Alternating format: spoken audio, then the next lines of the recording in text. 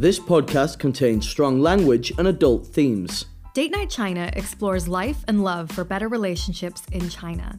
Every week, we hear from different guests and dive into dating, relationships, mental health, and how both expats and Chinese people connect with each other here in China. Join the Date Night community through our podcast and events in Beijing and Shanghai, and catch up on all the latest stories on our official WeChat account. Find our account on WeChat by searching Date Night China, no spaces, no capital letters. You can also join our WeChat group by adding Rachel, me, on WeChat. You can search Rachel Weiss 22, RACHEL WEISS 22. And now for this week's episode.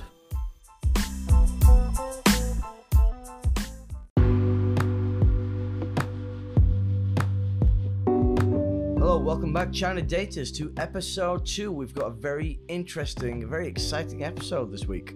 Yes, so today we're going to be talking to 3 Chinese women about their perceptions of dating in China, the term leftover women, or shèngnប៉u, and also changing attitudes and perspectives towards single women in China. So traditionally in China, if you were female and unmarried by the age of 27, the term shèngnប៉u, or leftover women, was used to describe your social status. But nowadays, many Chinese women have more economic independence and can pursue their careers, passions, everything like that without the same pressure as before. In this episode, we'll talk to these Chinese women about the pressures that single women have faced and how the term shèngnប៉u has changed. We're also going to be talking about Báifùměi, which means it means white, rich, and beautiful, which was kind of a common beauty standard for women in China.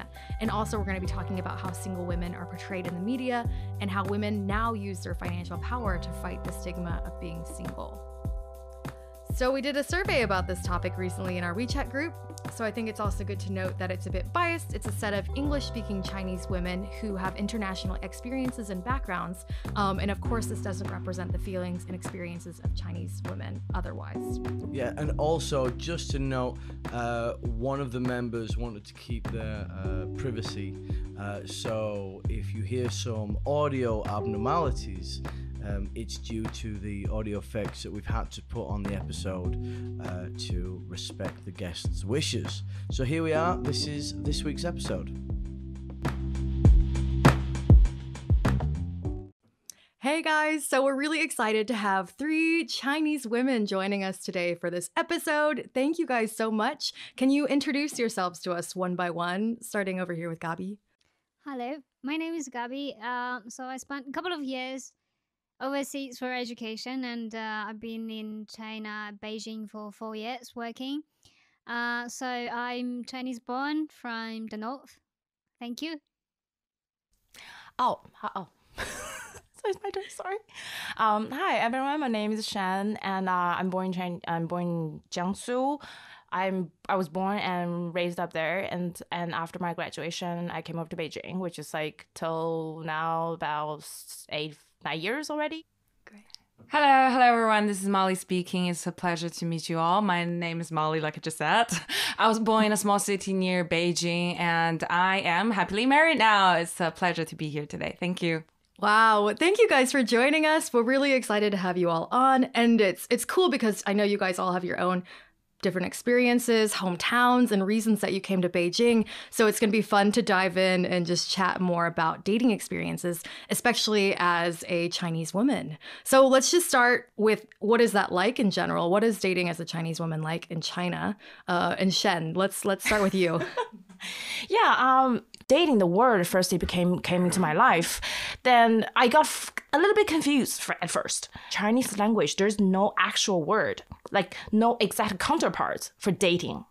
So like in English, we would say, or in Western countries, we would go on dates. We can go dating, and it doesn't mean any commitment. You can do that before you're like exclusive with somebody. So in Chinese, there's not really that kind of term for that. It's not really like that, because like if you put it into literal translation, say dating like 约会, but usually in Chinese culture or most of the contexts I've ever run into, like you say you go on a date with someone that's your boyfriend already. like you're in an official relationship.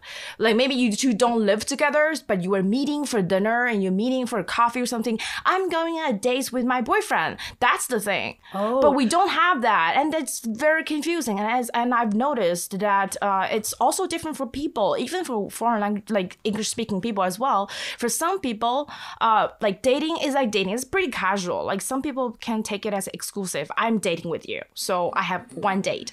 But for some other guys, they can be like, I can have multiple dates. But in Chinese, there's no word for that.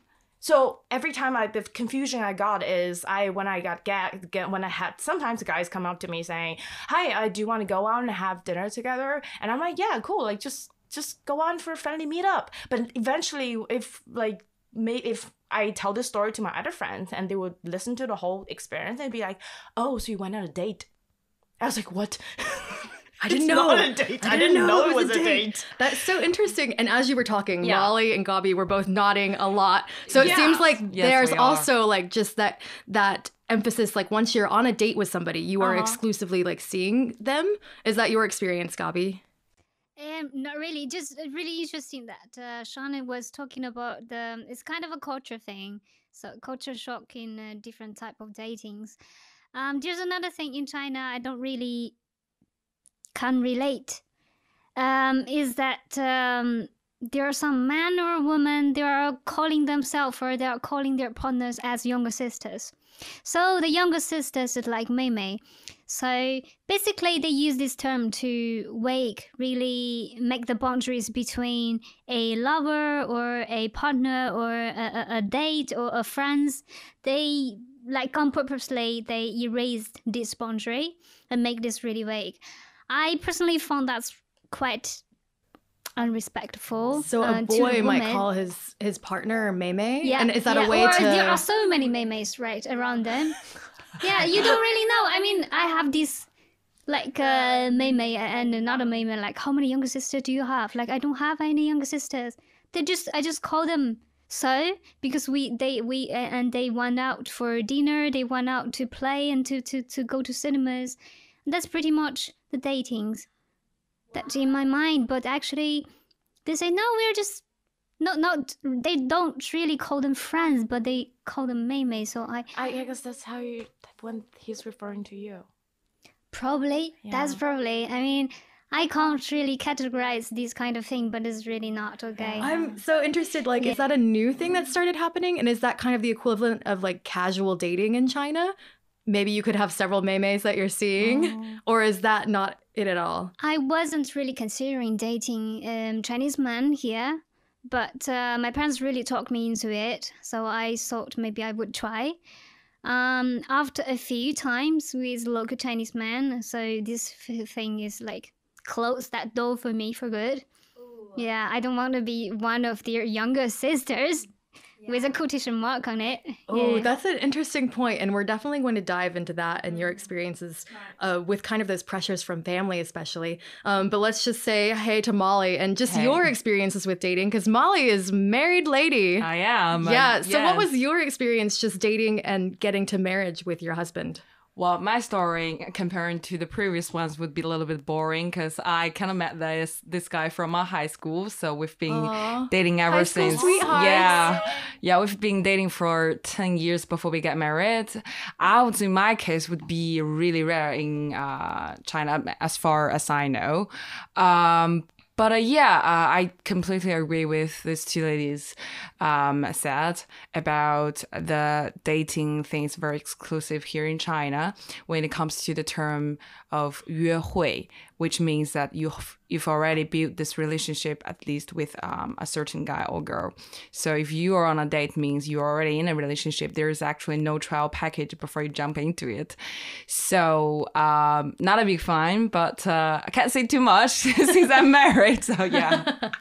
Do you think that rushes people into a relationship, having to have that defined quickly, like once we are dating, like that's it, we are together? Or do you think that's just a very normal part of Chinese, customs and culture, that it's normal, already that you want to be in a relationship with this person and it's okay to move that fast?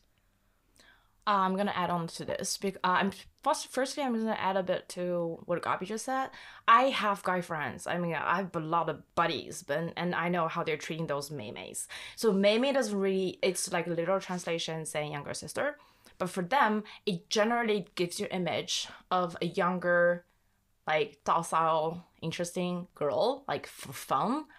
It basically means like. It's kind of different from dating. Like dating is like you two both having intention. Like we might want to have something together. We want to know more about each other. But that going out with meimei, it's more like fun. But you two know you're not like on bromance term. So it's pretty much in a lot of like gray area. And like just you said, is it inclusive or not? That's also connected to a lot of other internet slang like hǎiwáng, like. Well, how do I translate that? Aquaman. It basically describes a guy or a girl like who talks to several, multiple, like what do you call like date at the same time? Is it like a playboy or not playboy? Yeah, kind of like a playboy. Like you don't commit with any one of them, but you go out with them, and you both know there is something could be possible to happen. Yes. Oh, yeah, okay. we call those guys Aquaman. Yeah, Aquaman. Yeah, it's really funny because means a man has a lot of fishes. Yeah, in their It's like pool. you Lots of fish in the sea. Yeah, you have a pool. You keep a They lot have of a fish pool. available in it. Okay, Yeah. just keeping the options open. Yep. Yeah. So yeah, I just like I said, just like I chatted with you before. I think it's the difference is in this culture, a lot of things are unspoken. You just didn't tag on it. Like for you guys, you have in Western culture, in English, you have a tag as date. You're my date. I'm dating with you. But in Chinese language, in this context, it's more flexible. It's unspoken. It's a gray area, and you can call it whatever you want. When you want it, you be like, "Oh, that's mine." You can refer to my friend as my mèimei. But and at the same time, you will never refer to a girl in front of you saying she is your mèimei. That's that's disrespectful. Because that means you're not treating her as like a equal like date or a girl or respect or something. Okay. It's a label you'd use like with your friends referring to that person or when they're not there. Yeah. Interesting. So do Chinese women do the same to men? Like A lot. could you have a Chinese woman Aquaman or Aqua woman? Yeah, we have. Yeah. We're not saying we are. We're not saying anyone are. That's it's like an observation. Yes, it happens. Okay, so it definitely happens the other way. Yeah. That's so curious as well. So I guess one of the first questions that we wanted to dive into, because we recently did a survey with other Chinese women as well, asking them just culturally, what are some of the pressures that are happening around, especially for Chinese women with dating, whether that's culturally from society or from your parents, like you had mentioned before, or maybe even from, Chinese men, maybe there's a certain expectation or standard or pressure, something you need to follow. So what kind of pressures have you guys faced or have you felt in general for Chinese women? Well, I can get started. I was dating the same guy for 10 years and my parents, like my whole family know him so well, but I still had to face the pressure to get married. So we were taking time, of course, taking a lot of time, but we were taking our time and we wanted to make the decision where we thought, okay, this is the time to do it. But even though I was in a really stable relationship, but my parents somehow persuaded me to pick a date, get married. And it just happened last year. So we were forced to this whole wedding ceremony. But this doesn't really affect our relationship, I would say that. But this whole like getting married thing is, I would say 80% from the pressure from my family, definitely. Family. Yes. Is it just because they felt like there was a certain timeline, a certain age that they wanted you to be married and settled at? Yes, for sure. And I was dating this same guy for a long time, long enough to make them feel, I would say, insecure about what if you guys break up what if that happened? But that's no problem to me at all. If we break up, which means we didn't make this work, it's okay. But to them, it's like I'm sort of like one foot setting the marriage. But if I don't get married, and if something happened, that might become a big issue to my personal life, and that relates to the comments that my neighbors, my family may have. So that's why also a big reason why they forced me to get married ASAP before I would say 28 at least. That's what they hope. Yeah. When you were feeling that pressure from your family, is it something you and your partner then, your boyfriend then, were you guys kind of on the same page about it? Like, oh, okay, we're okay with our relationship. We know what we both want. We know this is kind of pressure from our family. We're okay. Let's just, I guess, do it. But I don't know. Were there conversations happening with your partner around that? Yes, we were having like this conversation for 1,000 times. But the good part is that we were definitely on the same page. We were discussing about how to solve this problem. We were also thinking about one possible ways to escape from here. So we're talking about let's just go study somewhere. just don't come back ever. But we thought, okay, here are responsibilities we have to take. Let's just get married. We're ready. So I'm glad we're on the same page. Otherwise, worse things could happen, you know. Yeah, that's great. You were on the same page and had that communication about definitely. it. Yeah. And how about you, Gabi? How have you felt pressures from, society, family, things like that? Oh yeah, a lot. So actually, I don't have a big family, but my parents, they both have large families. That means I have a lot of cousins, auntie, uncles, this kind of. So when I was early 20s, I mean, people always look at me. So, I mean, relatives, right? They look at me saying, you still got time, it's fine. So let's focus on your cousins, older cousins. I'm like, oh, phew, really? And now I'm not early 20s anymore. So basically, they've been turning their concentrations on me, gradually saying that, oh, is there any news? Are you dating anybody? Like, okay, I'm only saying this for your good, only. It doesn't concern me or anything, but you really need to find somebody. It doesn't really matter where they're from, just to give it a go and to see how it goes. But they say it in a light way. I know they really, really want me to find somebody, and that can be considered as a successful contempt by them. So yeah, I do have a lot of pressure, and that led to a consequence that I try to avoid to see my relatives as much as possible. Yeah, so you kind of take space between you guys to try to feel less pressure from them. I remember last Spring Festival, there were a lot of memes going around about, like, a lot of people on Weibo were saying, oh, I don't want to go home to my family this year because there's all this, I forgot the term for it, I'll have to find it later. But there's like the anti-marriage memes that were going around because a lot of people were like, oh, I don't want to go and be hassled by my grandma. Like, when are you getting married? What are you doing? And I won't go home this year because of that. Yeah. And how about you, Shen? Have you felt pressures? I feel like I'm the lucky one here. I'm luckier than a lot of people. So my situation is a little bit special. I got right after my graduation, I told my mom, like, Mom, there's something I'm going to tell you. In the foreseeable future, I don't think I'm going to be married. You can feel worried about it, but don't rush me. Don't tell me you're worried. And then soon after that, I came to Beijing. So we had a long distance in between that. And the priority list of her concerns on me runs from how am I getting married? How am I getting secured? How am I getting a family? Down to the bottom, like, how are you doing?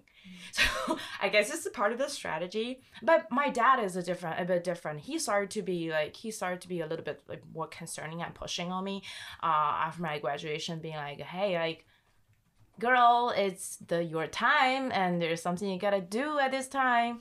I'm like, Dad, I'm not gonna do it. Don't push me on it. So I guess it's a different, it's a mixture package. Like, the pressure from your family is a mixed package from including your parents concerning on you. Because in my parents' mind, I guess they're just, in their mind, I'm gonna fall in the bathroom going unconscious every day. Or suddenly every week, I will be so sick I cannot call 120 by myself. Or they just and other pressure from your relative, your parents' relatives, your parents' friends. They'll be like, oh, my daughter's getting married. What about your daughter? I got a grandkid. How about you? And your parents will be like, fine. So it's kind of like a mixed thing. And I feel like I'm myself really lucky that my parents is not really pushing me, though, and partially because my parents got divorced like early years. So from my mom, this is not something like a successful experience that I have to go in early. So I've got another college mate. I met her last year. She was in a terrible situation, like mental situation, because she's got incredible pressure from her parents about getting married, and they live together, so that's worse. And then, but she felt like, I'm making enough money. Why do I have to settle with those guys that's like a tiny second-tier city, even in Jiangsu. So she felt like those guys there doesn't suit her at all. But her parents just want her to be married. She had no way out. She only found her happiness, a little bit of happiness, in start chasing stars. That was like, that wasn't helping. And I'd say so. If there's an equal, I say if you're from some other city, away from your hometown, away from parents, you might get to the lower pressure from your family on that. If you're even in the first tier city in Beijing, I still got friends. Whenever they're living with their parents, they're still getting pressure, but it's like a little more than the above one. It's like I guess the distance with family matters a lot. Yeah, that's great though that you were saying you could talk to your mom about it and you're like, hey, I don't want to be pressured about this as well. I think that's really cool. But I know a lot of people aren't able to do that, or if they are close to their parents, like you said, I'm sure that's a very difficult situation. Adding to that, so I know shèngnǔ was like a really popular phrase for leftover women. And it was talking about, women who are like maybe older than 27, 28, who are, educated but unmarried, and this pressure that they are the leftover women. Do you think that phrase is still being used now, or has it changed? So, shèngnǔ, right? I don't think it's common used, but this term still exists in people's brain. How am I gonna say it? Basically, I mean, for my relatives and my for the older generations, if you argue with them, like, so this is really disrespectful term to describe about women. Basically, you're not seeing any value of this woman. It's just about the age, right? And they agree, yeah, you're right. But the thing is, they are kind of still sending you the articles with this term in it. I mean, how can you argue with that? So basically, I was really angry whenever I received this kind of article. So why they are becoming Asian, right? The leftover women's. So, they go, no, you're just focusing on the content, not this term. But I already lost my appetite, right? When this term come into my eyes. So I think because of the media, even older generation, they have phones, right? They see and they read a lot of articles on WeChat. But still, this kind of a term they cannot get over. And they still categorize people, label people, label women especially into that category. Yeah. How about you, Molly? What do you think? Well, I would say this term for now is definitely much less frequently used at this moment. I do believe thanks to the platforms, the short videos platform, like the apps like TikTok, Douyin, or Kuaishou or Weibo, people got this massive information of how single women could live a brilliant life, absolutely brilliant life in bigger cities. So that kind of gave courage to a lot of single ladies to face to this term like in a positive way.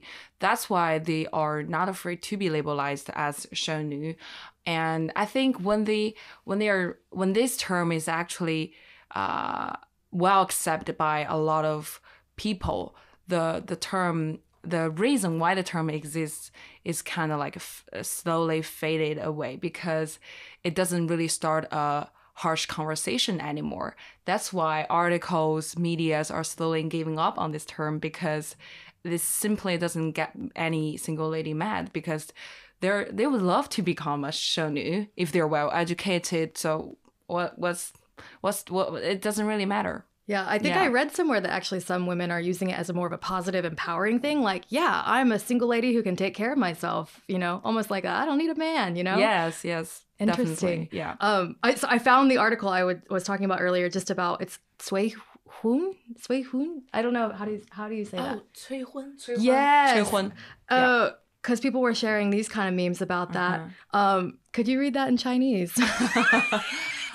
So this meme says in Chinese, 你知道为什么我奶奶活到100多岁了吗？因为她不管闲事。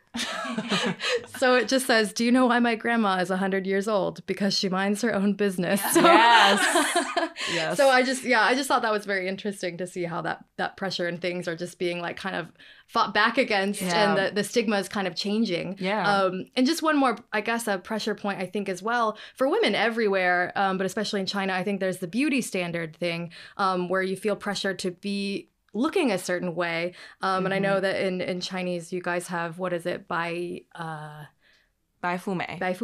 That's right. So do you feel like that is still like the standard to strive for? No. Negative. Yeah. No. I love it. You guys like, nope. Next question. No, I do think so. You do think so? Yeah. So why so? Or is it in certain circles or depending on certain things? Well, I guess we should hear I'd love to hear, like, why do you think it's not first? So we can circle back here. Yes. Again, I think people now have the access to getting to know more about all kinds of different beauties. Like we don't like all the beauty products you could get here. You always find the words "bai," like it helps you to lighten your skin, kind of like bright your skin. But if you check the apps, like the Chinese Yelp apps, you will find that getting tan service is really getting way more popular than before. So which means that people are slowly accepting that, oh, a beauty girl could be tanned. Like being white, so-called, isn't the only standard to be considered as pretty. And you will see more women spending hours in the gym to become more muscular, to become more stronger. And they simply abandon to be slim before, like they used to wish to become. So I think simply because people are getting more access to all different kinds of beauty, which makes people are thinking or changing their original ideas about what a beauty should look like. Yeah, like you mentioned before, I think, is it because you think people see Douyin, they see a variety of people, they have more access to see diversity and like, wow, that can be beautiful too, rather than one mainstream media image of it? Yeah. Okay. And how about you, Shen? So why do you think it's still kind of prevalent? Yeah. So first of all, let's set up the like starting point, right? If I look at the word Báifùměi, like white, rich, beautiful, there's nothing wrong about it. Right? First of all, without bias. If you want to be white, like you want to be rich, you want to be beautiful, that's fine. It's totally fine.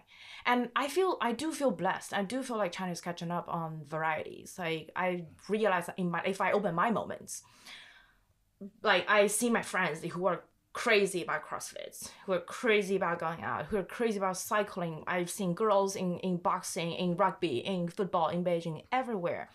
But on a massive level, if we're talking about massive level, not just about my own friends, my own echo chamber. If you look at those top 10, if there's a top 10 TikTok doing, what do you call it, influencer girls, most of them are still like pale, cute little girl. And I talked to my friend who is working at performing a show production industry. She said, like, in her opinion, like because she works with a lot of actresses and even like those new students from the acting academy, those girls still look alike. If you open the TV screen, we watch TV show, you've never seen a main actress as like strong, fit, and tanned. They're always like white, pale, and skinny but fit, like not purely skinny, bony. No. So I think I'm blessed. I'm choosing the friends I like and we're going out together, we're working out, but we also need to see the fact that, first of all, like generally on a massive audience level, you look at the show productions, TV shows and series, those are real things. And looking at a massive industry, those businesses who are paying for that. people are still generally, they still like white girls, pale, skinny fit, not maybe like strong fit. And really like Chinese medical cosmetology industry has been exploded. I don't know in which report I read about that, maybe 6 or 7 times in past years. You could see a company that just doing that, getting started from zero and going unlisted in a couple of years. That means people still want to be pretty. They want to be pretty in one way or another. They want to be young. Maybe they tag themselves more as, oh, I'm just a rich, single, happy lady. But their pursuit is in being beautiful as they want, never stopped. It's even getting worse. It's showing up in business. So I'm glad, my friends, as we're talking in here, we're not just seeing that's the only standard, but we also need to see the fact on a massive, great general level. It didn't change that much. If there's a day that my friends in show production industry is saying, oh, this year from the new actress we're picking, I've seen some girls who are tanned, who are strong, who are not just like having have a tiny, slim face with super wide eyes like aliens. And maybe that's the day we say Báifùměi is not really pursued after. I think some people's their passion about Ivanka Trump or some people's passion in Ellen Gu, they're the same. You all want Báifùměi. You look up to them. And it's absolutely okay if you look up to them, you think they're successful, and you do something about your life to do it. It's just the way how you do it.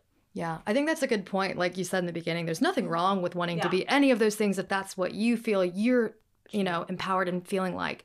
But I think it's when you feel like the pressure is coming from other people to feel like that and not seeing it in mainstream media. I think it was the same in the West, though, even like it's taking us a long time to get to the point where those other beauty ideals are acceptable and seen in the media and things like that, being tanned or being fit or even just being not like super, super tiny, those kind of things. And I think it's a slow change, What do you think, Gabi?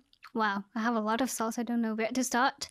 So basically, because I majored in economics, so I'm going to explain a little by that. So basically, Bai means white or means pale or means glory kind of white. It doesn't really matter. It's not only a beauty standard, but also a kind of economics related term or feature. It can basically trace back to hundreds and thousands of years of China in old times. While farmers are working under the sun and get burned by the sun as well, but the rich people are staying in home, so less burned.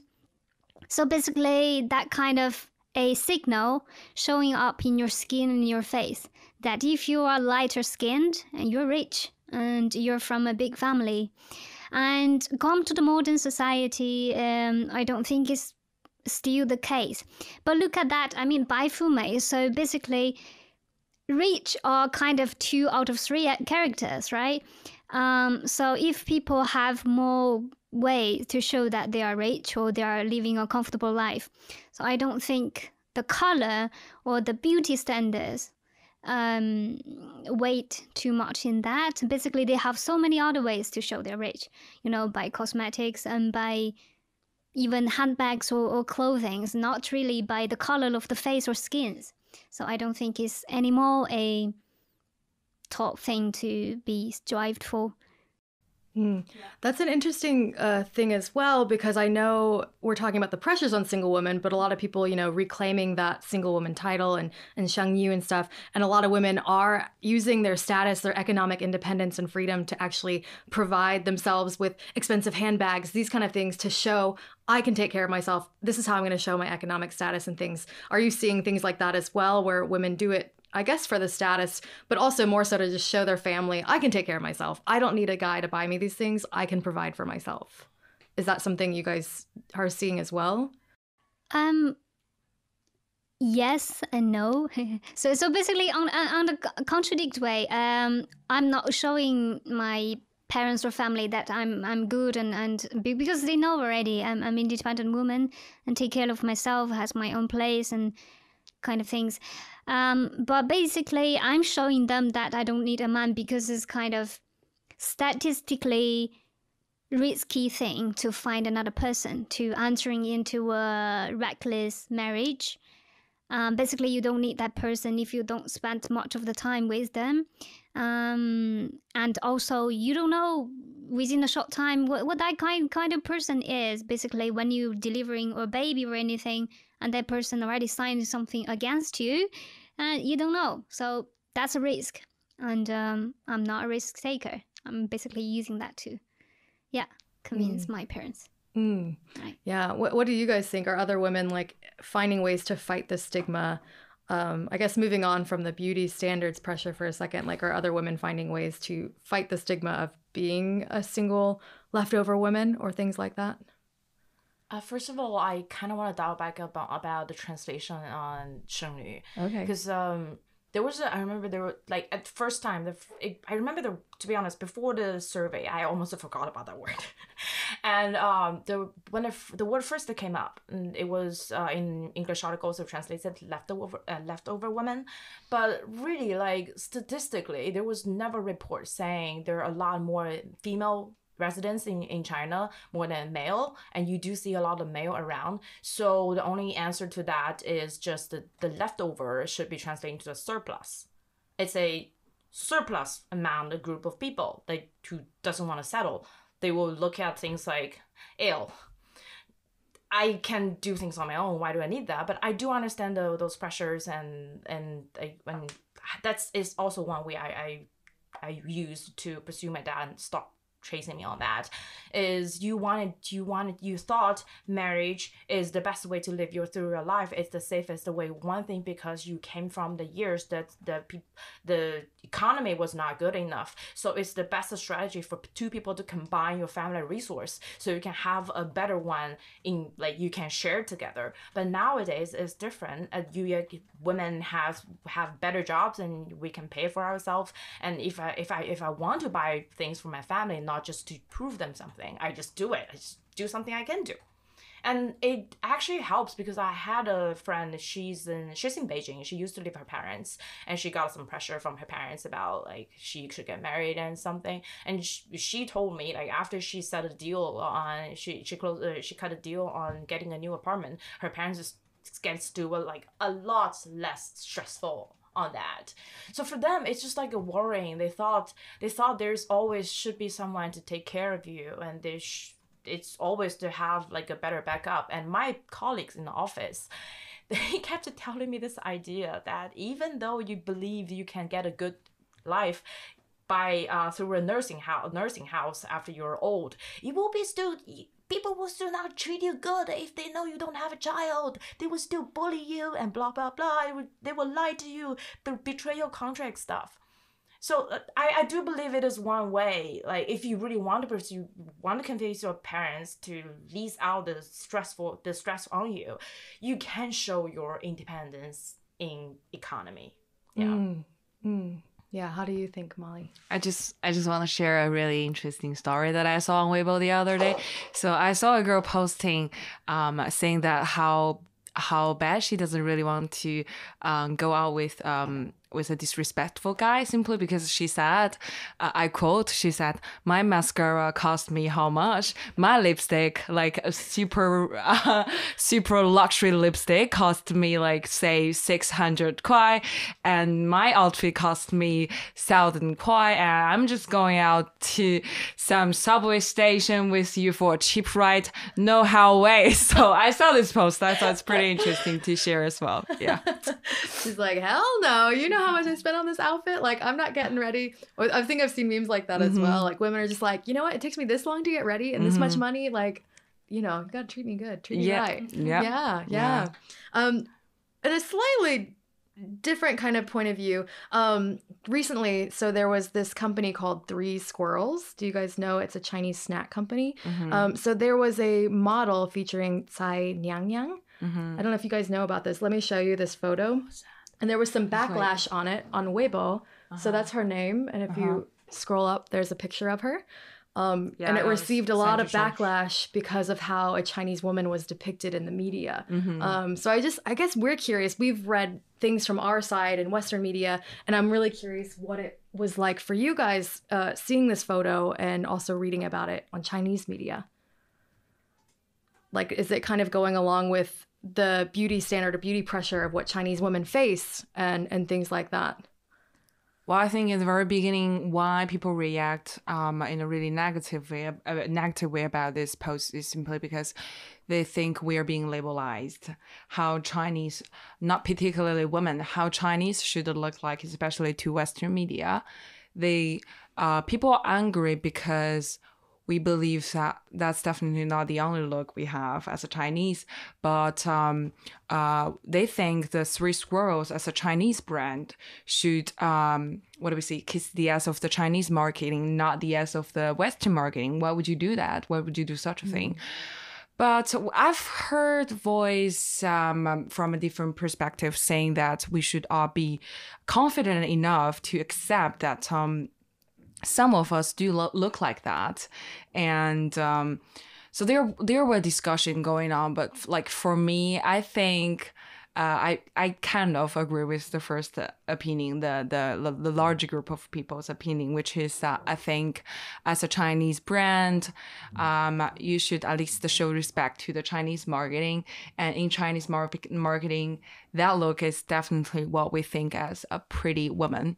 And that's just my opinion. Yeah, let me just read this quote, I guess, about it for our audience listening to give a little background. This came from Sup China. It just said, backlash quickly ensued on Weibo, where people called out the snack company for featuring the model and accentuating her eye shape, which they said played into an offensive Western stereotypes of Chinese people's appearance. The model, who likely had no control over her styling for the advertisement, also became a target of mockery and criticism, with people calling her ugly and even telling her to stop modeling. So she also got bullied online, or a lot of backlash, which is terrible. That's terrible. That's terrible. That shouldn't happen. Like the article said, as a model, you don't really get to choose how you're gonna look like in the commercial you're going to shoot. So the bullying part is definitely not acceptable. But I think, like me saying is that the brand should notice that shooting your own, shooting this commercial in the land where people do not really accept the Western stereotypes of how Chinese people should like is definitely not a good way to go. So, yeah. Yeah. Would you guys like to add anything, Gabi or Shen? I agree. You agree? I've never read about that on Weibo, but that's the first time I've seen that picture before. Yeah, I'll for send myself, you a link. It's okay. Like, it's because to me, if like that's becoming a political correctness thing. If you don't believe those single eyelid models should be in that advertisement, where else should they be? Like, tell me where they show up. You will not take it as a racist towards Asian. So now we're discriminating girls with single eyelid. Genetically, yes, we have like some Chinese, like a big part of Chinese girls have, or men, they do have single eyelid. And what's about it? Like, if you're really confident about your own culture, like, just have it. Does it have to be every time you made an advertisement for Chinese and you have to put at least the two models on it, one single eyelid and the other one double? It's just like the way there's so many other measures you can measure about if they're being racist at Asian other than eyelid. So I think that thing looked totally fine with me aesthetically. That's a beautiful picture. Yeah. To add on to the conversation, I guess, about stereotypes, and thank you for sharing your thoughts about that. Like, it's great, I think, for us, especially being in China, to hear. I want to hear, like, what do actual Chinese people and Chinese women think about it? Also, I just know as Chinese women, I think you guys face a lot of stereotypes with dating. I've heard from my Chinese friends before, even with dating foreign guys, and how Asian women can kind of be fetishized in a certain way. Have you guys encountered or faced any kind of these stereotypes, and how are Chinese women stereotyped in that way?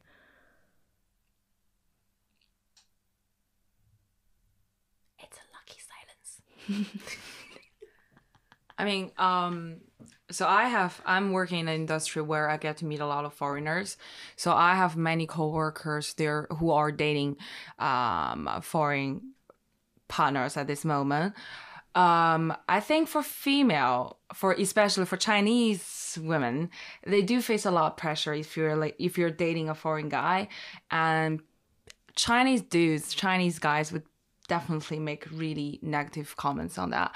But on the other hand, if a Chinese guy is dating a foreign female, and you will definitely hear super duper positive feedback or comments or even complaints like from his peer.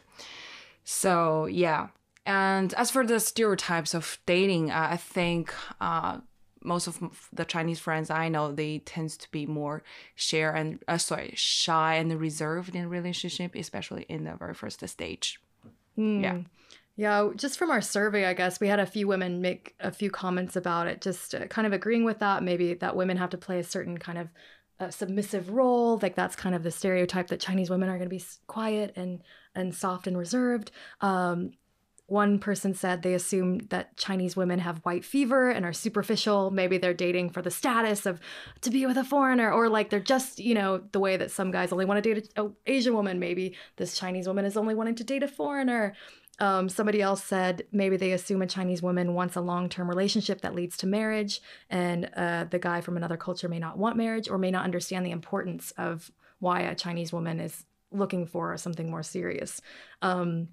And then somebody else also said, we're hypersexualized and occasionally encounter men who have yellow fever who are only interested in us just to sleep with or be with a Chinese woman. So I guess that was a few comments we got in our survey that some women were saying about those things.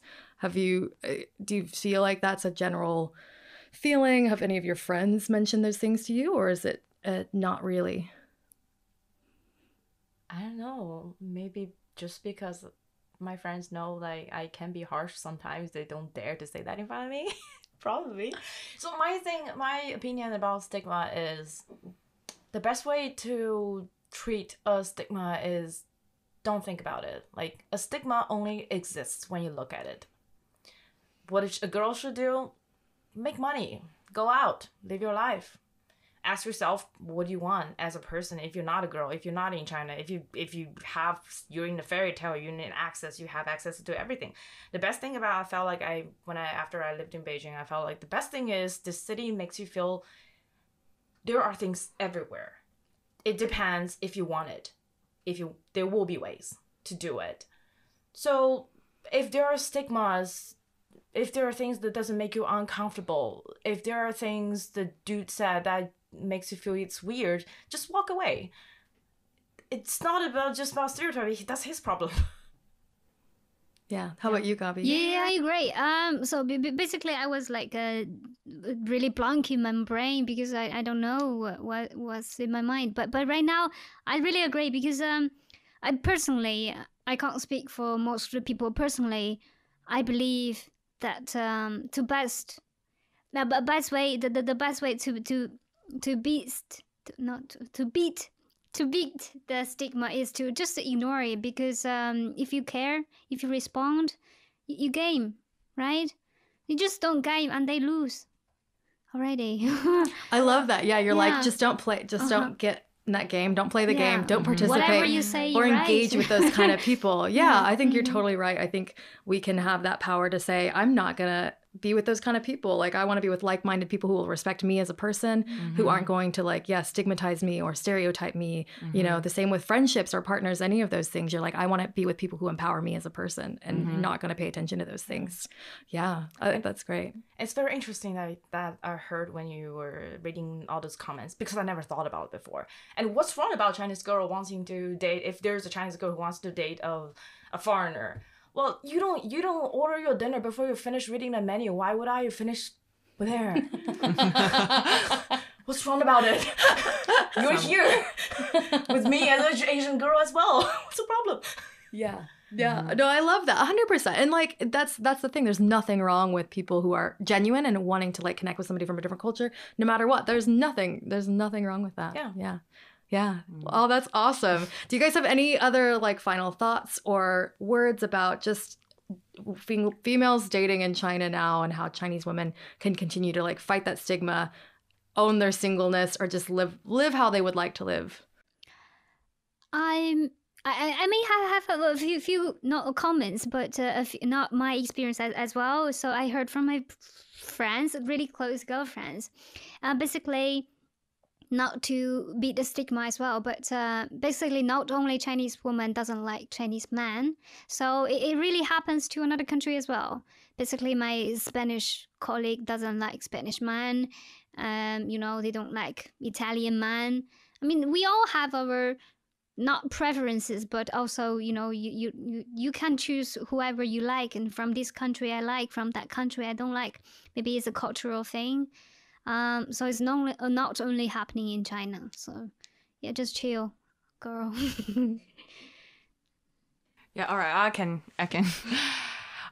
So I've met a lot of incredible single ladies here in China who are very dedicated in their work, who are very generous in their life, and they believe with their own effort they could make a better life without depending on any partner, which I admire a lot.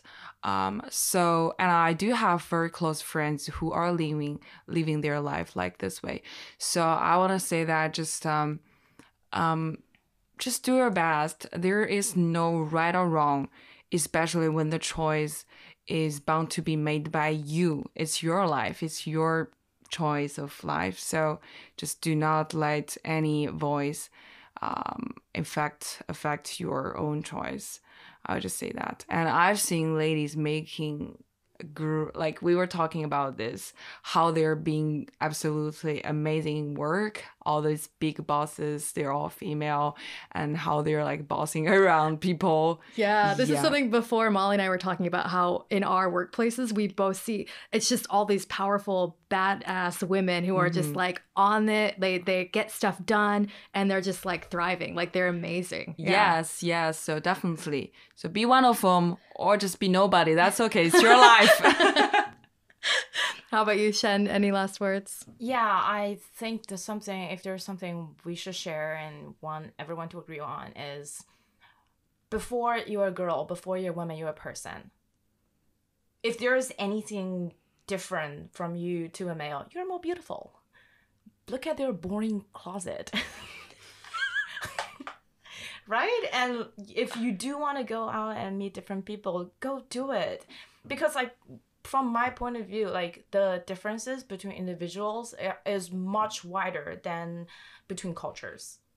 So it doesn't matter if it's foreigner. It doesn't matter if he cares about it. He's a foreigner. That's his problem. You just go out and meet people. Maybe different cultures and those exotic things and put on a little more spice into it.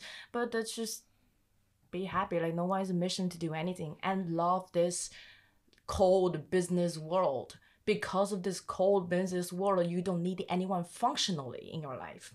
You don't need any guy because you want someone to open the door for you.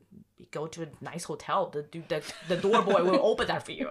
If you don't need anyone to be in your house because you need someone to repair your toilet at home, you call the 5-8 service or call a 0 service, they'll come up right away. And you don't need anyone to pay for a bill because you will be good enough for it. Yeah. So people are a lot more freer than they thought they are. Yeah. Women power. All right. Yeah. I love that. And you guys are all three just amazing women, like 3 amazing women. And I thank you guys so much for coming and joining us today for talking about all of these things. So thank you again, Gabi and Shen and Molly. You've been wonderful guests. And Thank you. Thanks for joining us. Thank you. Bye. Bye.